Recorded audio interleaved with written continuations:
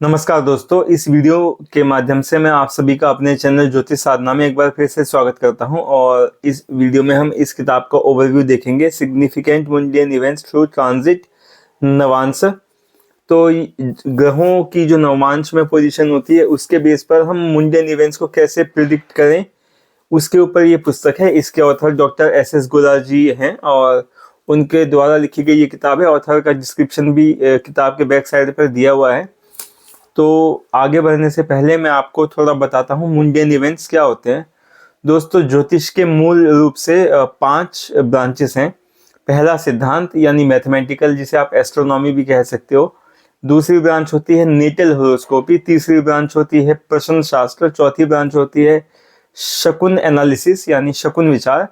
और इन चारों ब्रांचेस के अलावा जो भी चीज़ बचती है वो पांचवी ब्रांच यानी मुंडियन एस्ट्रोलॉजी, जिसे संगीता ज्योतिष भी कहा जाता है या संगीता ब्रांच भी कह सकते हैं, संगीता स्कंध उसका हिस्सा होता है।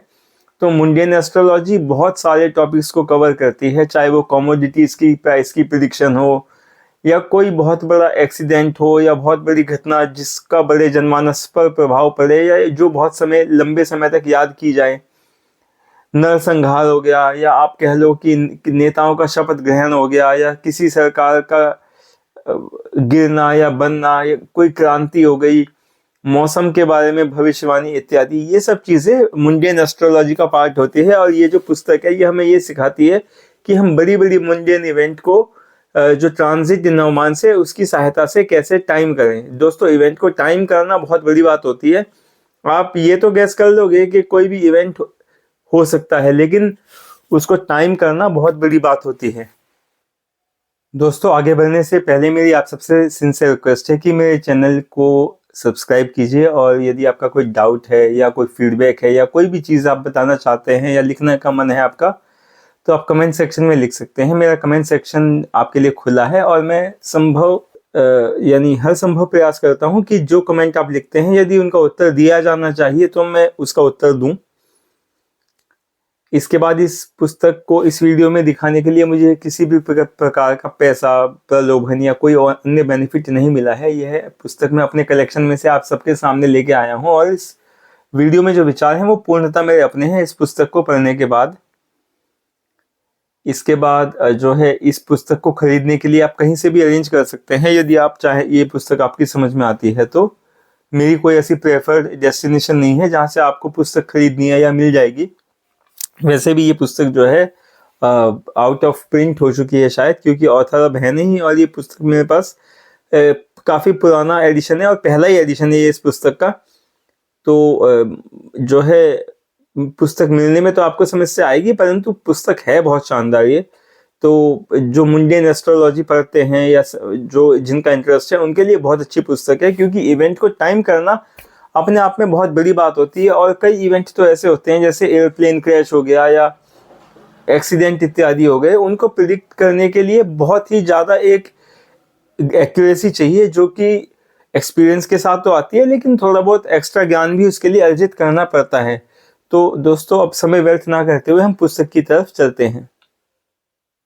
तो दोस्तों, यह इस किताब का कवर पेज है, जैसा कि आप इस समय देख सकते हैं। तो इसमें आप एयरप्लेन क्रैश भी देख सकते हैं और जो है ये इस पुस्तक के ऑथर के बारे में जानकारी है। यदि आप पढ़ना चाहें तो मैं थोड़ी देर दिखा देता हूं आपको। और ये नीचे पब्लिशर की जानकारी है। तो ये पब्लिशर इन्हीं का था, जो कि अब इस पते पर नहीं है जहाँ तक मेरी जानकारी। आप चाहें तो फ़ोन करके पूछ सकते हैं। तो यदि आप इस किताब को खोलेंगे तो कुछ ऐसी आपको मिलेगी। तो ये 2 टेप्स मैंने थोड़ी जानकारी छुपाने के लिए डाल रखे हैं। और ये इस किताब का नाम है, ये ऑथर की जानकारी है और ये पब्लिशर की जानकारी है। और इसके अलावा यदि आप देखना चाहें तो ये इस किताब का फर्स्ट एडिशन है। और उस समय इस किताब का प्राइस 75 रुपीज़ था। और जो है, इसके बाद ये बजरंगबली की स्तुति है। अतुलित बलधामम हेमशलाभ देहम धनुजवन कृषानुम ज्ञानी नाम अग्रगण्यम। दोस्तों, ये बजरंगबली के कुछ नाम हैं जो कि हनुमत स्तवन स्तोत्र से लिए गए हैं। यह यहाँ पर थोड़ी सी और जानकारी है। एक एडवर्टीजमेंट है स्टूडियो का। तो उस समय जो है ऐसे ही किताबें छपती थी। तो एक्नॉलेजमेंट भी है, प्रीफेस है। तो प्रीफेस भी यदि आप पढ़ना चाहें तो प्रीफेस किताब का बहुत काम का हिस्सा होता है, तो आप पॉज वीडियो करके यानी वीडियो को पॉज करके पढ़ भी सकते हैं। और इसके बाद ये प्रीफेस कंटिन्यूड है। इसके बाद एस गोला जी ने अपने सिग्नेचर और नेम देके प्रीफेस को कंक्लूड किया है। और ये इस किताब की कंटेंट की लिस्ट है। लिस्ट बहुत छोटी है लेकिन बहुत दमदार है और बहुत ही ज़्यादा यानी बहुत ही अच्छी जानकारी देती है। अब क्या है कि चैप्टर 1 और 2 प्लैनेट्स और हाउसेस के बारे में है। प्लैनेट और हाउसेस वैसे तो आप जानते होंगे, लेकिन यहाँ पे इनकी जो सिग्निफिकेशंस दी हुई है वो मुंडेन एस्ट्रोलॉजी के कॉन्टेक्स्ट में है, जो कि पर्सनल होरोस्कोपी से अलग होती है। अब पर्सनल होरोस्कोपी में सेकंड हाउस जो है वेल्थ, पर्सनल वेल्थ का और जो हमारे कुल होता है उसका यानी फैमिली का होता है, लेकिन मुंडेन एस्ट्रोलॉजी में सेकंड हाउस किस काम आता है? जैसे 7वां घर मुंडेन एस्ट्रोलॉजी में युद्ध देखने के काम आता है, लेकिन पर्सनल होरोस्कोपी में हम वहां से बिजनेस, विवाह, पार्टनरशिप इत्यादि देखते हैं। ऐसे ही हर घर की सिग्निफिकेशन दी हुई है। फिर कूर्म चक्र के बारे में बताया हुआ है, जो कि मुंडेन एस्ट्रोलॉजी के लिए एक बहुत ही नेसेसरी टूल होता है दोस्तों। कूर्म चक्र से पता चलता है कौन सा एरिया किस नक्षत्र से गवर्न होता है, फिर किस राशि की क्या सिग्निफिकेशन होती है, कौन से एरिया पे वो राशि और कौन से ग्रह प्रभाव डालते हैं। तो कूर्म चक्र जानना बहुत आवश्यक है, क्योंकि इससे हम एरिया फाइन ट्यून कर सकते हैं मुंडेन एस्ट्रोलॉजी के इवेंट में। इसके बाद चैप्टर 4, 5 और 6 जो हैं, बल्कि 4 और 5 कह लीजिए, मंगल शनि और शनि राहु कंजंक्शन के बारे में यहाँ पे बताया गया है। शनि राहु कंजंक्शन तो अभी कुछ समय बाद आने वाला है, वो आप जानते ही होंगे, क्योंकि राहु और शनि एक दूसरे को जल्दी ही क्रॉस करने वाले हैं। तो आप समझ सकते हैं कि इस चैप्टर की सिग्निफिकेंस तो अभी दोबारा से आने वाली है। मंगल शनि की भी सिग्निफिकेंस काफ़ी ज़्यादा है और ये मुंडेन एस्ट्रोलॉजी में एक बहुत ही प्राइम इवेंट यानी प्राइम कंसंट्रेशन वाला गोचर आप कह सकते हैं। इसके बाद सूर्य पर शनि का क्या प्रभाव पड़ता है उसके बारे में 6ठा चैप्टर है, और वक्री ग्रह होने से क्या प्रभाव पड़ता है और वक्री ग्रह होने से इवेंट में किस तरह के बदलाव आते हैं, कैसा इवेंट एकदम घटित हो जाते हैं वक्री ग्रह होने से।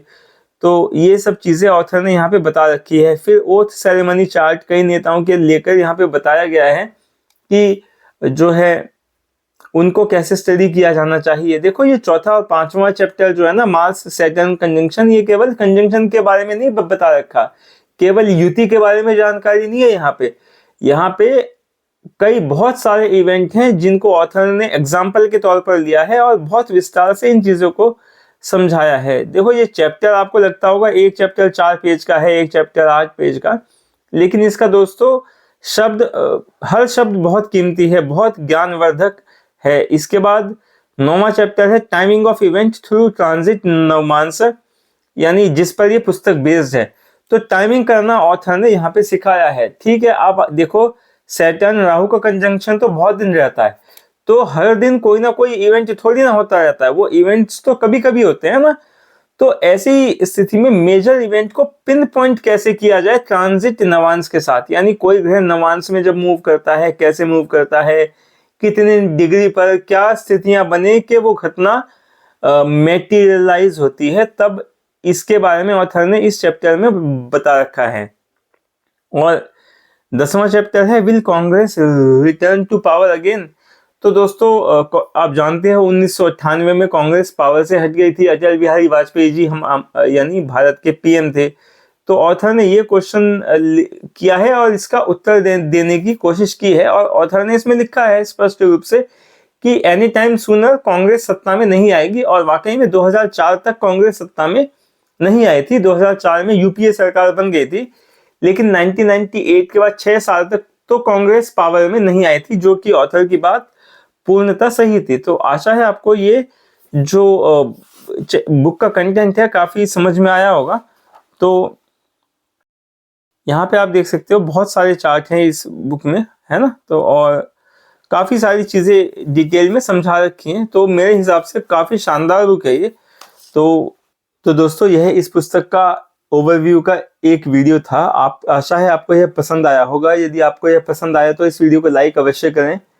दोस्तों जो नवमांश होता है, यानी कोई ग्रह किसी भी नवमांश में होगा, चाहे वो बुध हो, चाहे राहु हो, चाहे शनि हो, चाहे सूर्य ही क्यों ना हो, तो कि नवमांश की पोजीशन इवेंट को पिन पॉइंट करने में बहुत सहायक सिद्ध होती है। और जो मुंडियन एस्ट्रोलॉजी में अनुसंधान करते हैं, उसके एंथुजियास्ट हैं, उनको यह किताब निश्चित रूप से काफी पसंद आएगी। और बहुत लोग तो इस किताब के बारे में जानते भी नहीं होंगे। तो यकीनन मैं आशा करता हूं कि यदि आप इंटरनेट पर सर्च करेंगे इस पुस्तक के बारे में, तो आपको यह कहीं ना कहीं मिल ही जाएगी। और जो है नहीं मिलेगी तो भी मैं कोशिश करूंगा अपने चैनल पर इसका कंटेंट के बारे में थोड़ा बहुत और आइडिया दूं। तो इस वीडियो में बस इतना ही। अगले वीडियो में मैं आपसे किसी और विषय पर बात करूंगा। मेरे चैनल को अवश्य सब्सक्राइब करें। मैं भगवान श्री रामचंद्र से प्रार्थना करता हूँ आप सबको ठीक ठाक रखें। जय श्री राम दोस्तों।